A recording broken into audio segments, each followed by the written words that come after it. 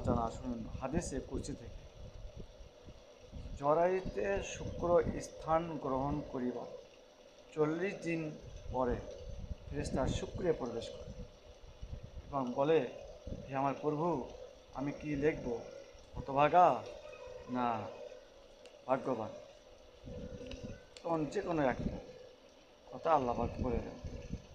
তো এখানে স্পষ্টভাবে তখন আল্লাহ বলিয়ে দেন দুইটি যে কোনো একটি লেখা হয়। তারপর ফেরেশতা জিজ্ঞাসা করেন, ইয়া নরনারী,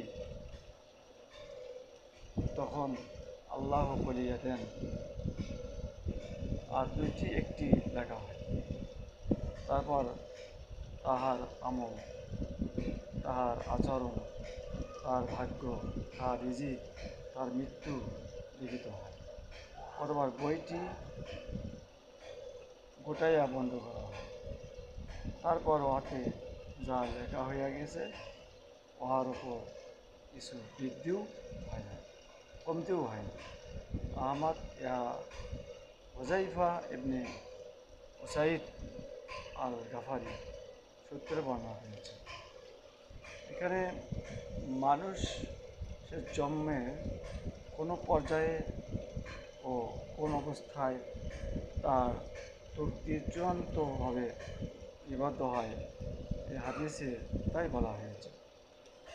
অসংখ্য কর্মে স্মরণ রাখা উচিত যে আদি পিতা আদম আলাইহিস সালামের বহু পূর্বে লৌহে মাহফুজে সুরক্ষিত ফলকে অত্যাধিক জগতে আদম আলাইহিস সালাম হইতে কেমন পর্যন্ত যত মানুষ পয়দা হইবে সকলের তকদির লিপিবদ্ধ রয়েছে। এখানে আল্লাহ পাকের দয়া ছাড়া আমরা ভাগ্যবান হব এটা আশা করা যায় না।